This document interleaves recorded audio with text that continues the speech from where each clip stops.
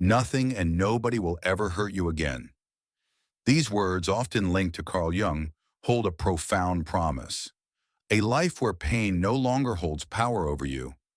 While this exact phrase may not appear in Jung's writings, it captures the essence of his teachings.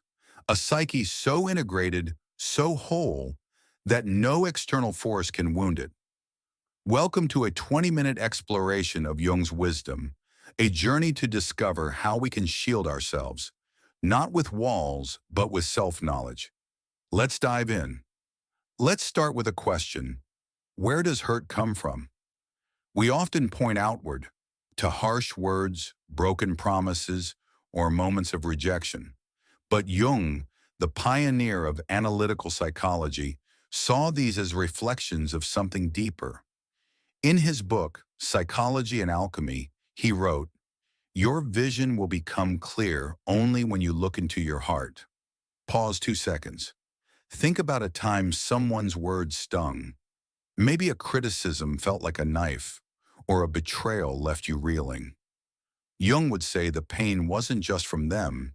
It touched a wound already within you, a fear of failure, a doubt about your worth. The world doesn't create our pain. It reveals it. This idea is radical. It means our vulnerability lies not in what others do, but in what we haven't yet faced within ourselves. Pause 3 seconds. Imagine a house with cracks in its foundation. A storm doesn't make the cracks. It exposes them. Our psyche is that house. To ensure nothing hurts us again, we must repair those cracks. Jung gave us the tools to do this, starting with the shadow. The shadow is one of Jung's most powerful concepts. It's the part of you that you hide, the anger you swallow, the shame you bury, the weaknesses you deny. In the archetypes and the collective unconscious, he wrote, one does not become enlightened by imagining figures of light, but by making the darkness conscious. Pause 3 seconds. Let's make this real. Picture a moment when you felt deeply hurt.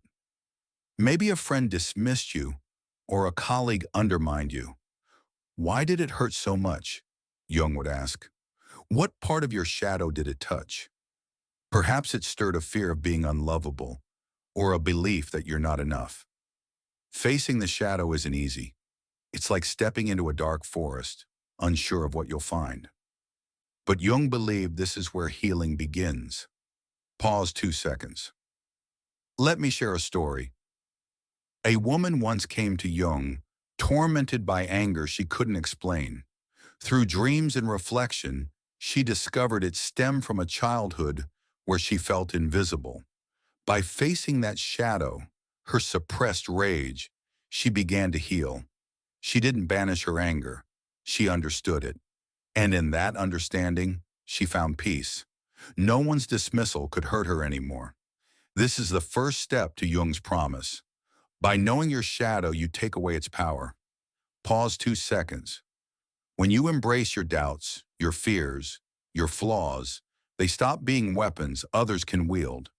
You become like a warrior who knows every corner of their battlefield, unshakable because nothing is hidden. Now let's move to the heart of Jung's vision, individuation. This is the journey to become your true self, to weave together every part of you, light and dark, strength and fragility. In Modern Man in Search of a Soul, Jung wrote, "The privilege of a lifetime is to become who you truly are." Pause 3 seconds. Individuation isn't about being perfect. It's about being whole. It's about standing in your truth so firmly that no one's words can knock you down. Think of individuation as building a castle within your psyche. Every stone is a piece of self-knowledge. One stone might be forgiving yourself for past mistakes. Another might be accepting your need for solitude. Pause 2 seconds. I once read about a man who felt crushed by others' judgments.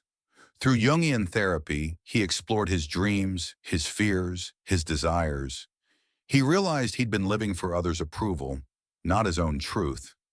As he embraced his authentic self, criticism lost its bite. He'd built his castle, and no arrow could pierce it. This is what Jung means by becoming untouchable, not because you shut out the world, but because you know who you are. Pause 3 seconds. When you're whole, someone's insult is just noise. Their betrayal is just a moment, not a wound.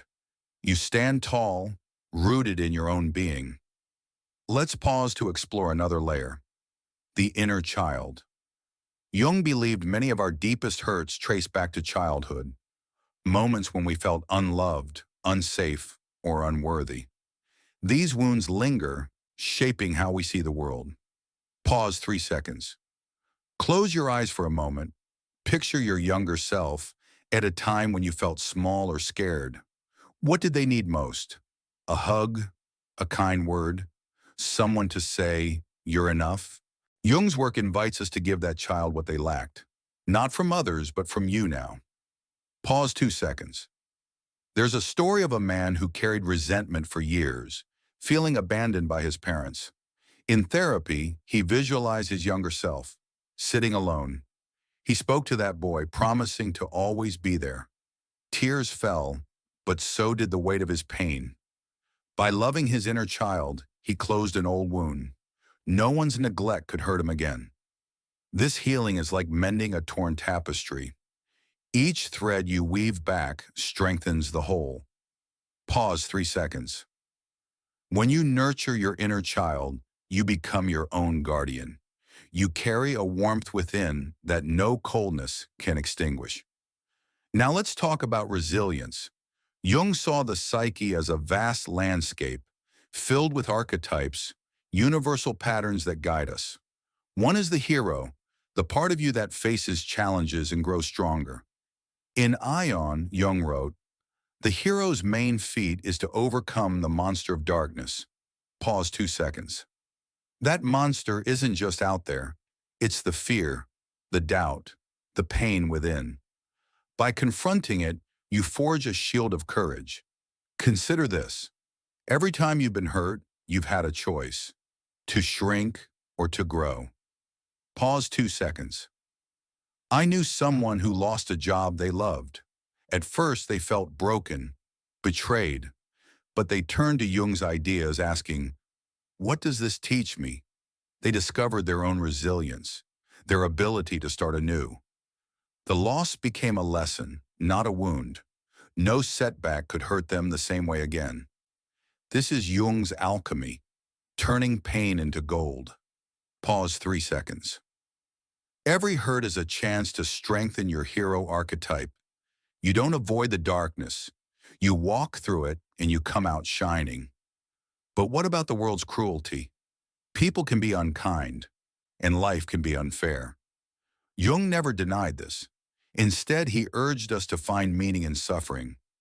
In memories, dreams, reflections, he said, "I am not what happened to me. I am what I choose to become." Pause 3 seconds. Let's unpack this. When someone hurts you, you can let it define you, or you can let it refine you. A harsh word can make you bitter, or it can teach you compassion.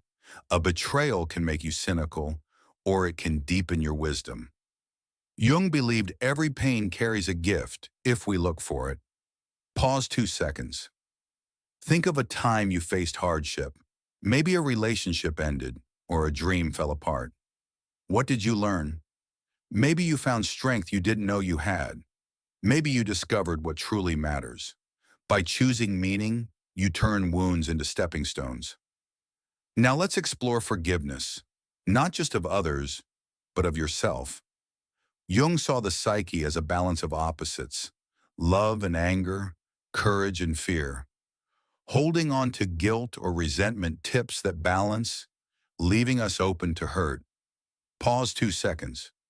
Forgiving yourself for mistakes, for moments of weakness, builds a quiet strength. It's like clearing weeds from a garden, making space for growth. Forgiving others is just as powerful. It doesn't mean excusing their actions. It means freeing yourself from their weight. Pause 3 seconds. I heard of a woman who carried rage towards someone who wronged her. Through Jung's ideas, she visualized letting that anger go, like leaves on a river. She didn't forget the wrong, but she stopped carrying it. No one's actions could chain her anymore. This leads us to the collective unconscious, Jung's idea that we're all connected by shared human patterns. Sometimes hurt comes from forgetting this. When someone lashes out, it's often their own pain speaking, not a truth about you. Pause 2 seconds. In The Structure and Dynamics of the Psyche, Jung wrote, "We are all in the same boat, but we do not know it." Seeing this, you can step back. Their words lose their sting when you know they're not personal. Let's reflect for a moment. Jung's path to being unhurt is about knowing yourself, healing yourself, becoming yourself. Pause 3 seconds. Picture a lake, its surface rippling with a storm, but in its depths, all is still. That's your psyche when you've walked this path. No tempest above can touch your peace below. Now consider synchronicity, Jung's belief that life brings meaningful coincidences. Every hurt you faced was a stepping stone to this moment. Pause 2 seconds. In the Red Book, Jung wrote, "My soul, where are you? Do you hear me? I speak, I call you. Are you there?" He was searching for his own depths, and now you can search for yours. Every pain led you here to choose strength, to choose wholeness. How do we live this? Start with small steps. Journal your thoughts as Jung did to meet your shadow. Sit quietly and listen to your inner voice. When hurt arises, ask, "What does this reveal?" Pause 3 seconds. These practices are like seeds. Plant them, and over time, they grow into a forest of resilience. You'll find no one's words can pierce you. No loss can break you. You are whole,